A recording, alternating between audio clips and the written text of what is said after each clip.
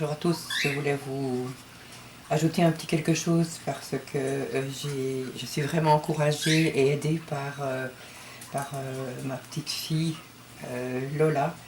Lola m'encourage à continuer, m'encourage, me motive beaucoup en tout cas.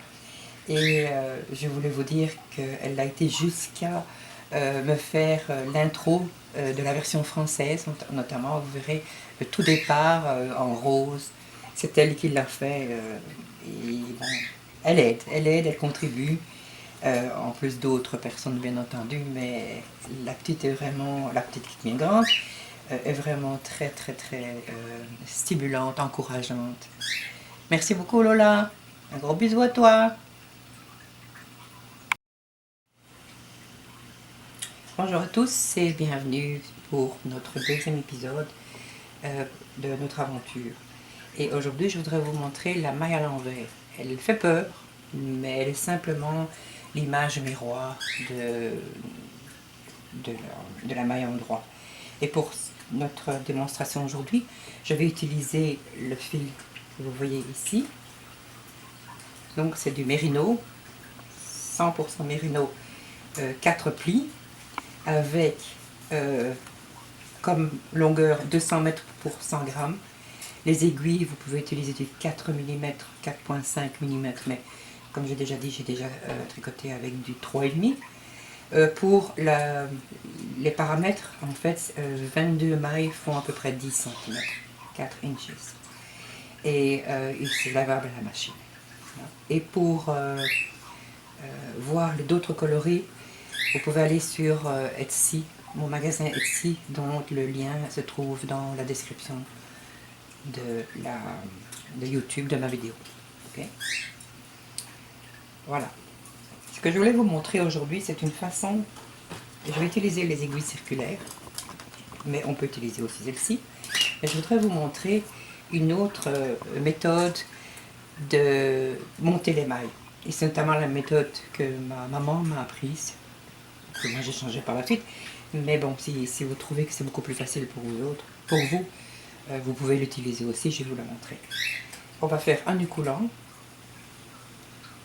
ceci, voilà, et on va le monter, que le fil plus court soit à votre gauche et le fil vers la balle de laine se trouve à votre droite. Voilà. Alors, là, comme ma mère faisait, elle faisait un rond, comme ceci. Puis, là, puis on tourne comme si on faisait une maille en droit. Et puis on lâche tout. Voilà. Ça, c'est une méthode, qu'on m'avait dit à l'époque, très excellente pour le montage. Oui, elle est excellente. C'est toujours ce que j'ai employé. C'est juste maintenant que je fais autrement. Voilà, je suis à 5. Ok, très bien. 6. 7. 8. 9. 10. 11. Je crois. 2. 4. 6. 8. 10. 11, oui. Et je vais faire ma dernière encore au ralenti. Donc on fait un cercle. Là. Et donc c'est comme si on tricotait à l'endroit et on lâche tout. Voilà. Alors maintenant on y va pour la maille envers. On sépare bien les deux fils, c'est-à-dire ce qui va le plus court, toujours à ma gauche. C'est une façon de retenir, et vers la balle de laine à droite. Donc le point à l'envers, la maille envers, pour faire cette maille envers, pardon, il faudra mettre votre fil devant votre aiguille ou devant votre travail.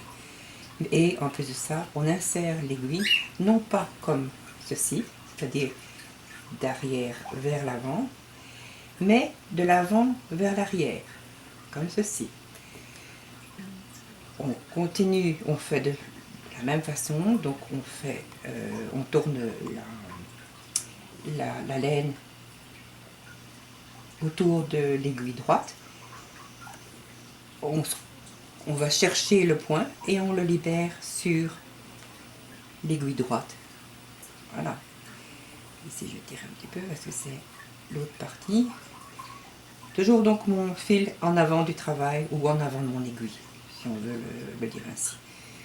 J'insère de l'avant vers l'arrière. Je tourne mon fil autour de l'aiguille droite. Je tire et je relâche. Je recommence. Encore une fois, je répète, le fil doit se trouver devant l'ouvrage, devant votre aiguille. Voilà. On insère l'aiguille droite de l'avant à l'arrière de la maille. On tourne le fil autour, comme ceci. On tire et on reprend une troisième maille ici en vert. Voilà, comme ceci. Voilà.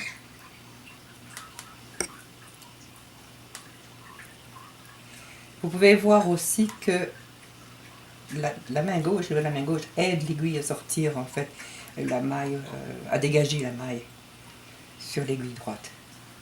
Okay. Comme ceci. Voilà. Voilà. Et la dernière.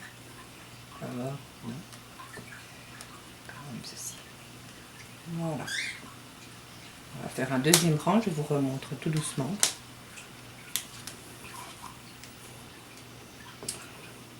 Mon fil donc, devant mon aiguille droite. Voilà, on continue. Donc le fil devant l'aiguille droite. J'insère mon aiguille.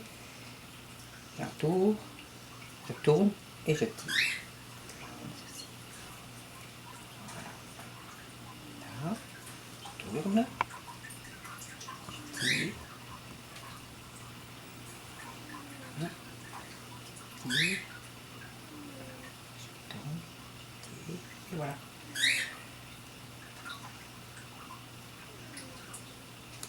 Remarquez qu'on tourne dans le même sens que l'on fait pour l'aiguille, pour la maille en droit.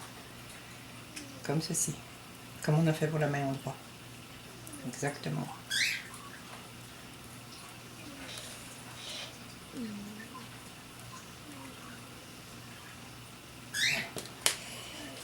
Et voici, je voulais vous montrer à quoi ça va ressembler. Ça ressemble en fait. C'est identiquement la même chose, le même aspect, le même résultat, je veux dire, donné par la maille en droit. Les petites boules, comme vous voyez, c'est exactement le même aspect. Mais disons que la combinaison ligne en droit, ligne en vert vous donnera tout autre aspect et vous verrez, c'est notamment le titre de l'épisode prochain où je vais commencer à mélanger les mailles en droit, des mailles en vert et vous verrez qu'on pourra déjà faire énormément de choses. Okay? Voilà, je vais vous dire au revoir, un grand merci de votre attention et à la prochaine. Au revoir.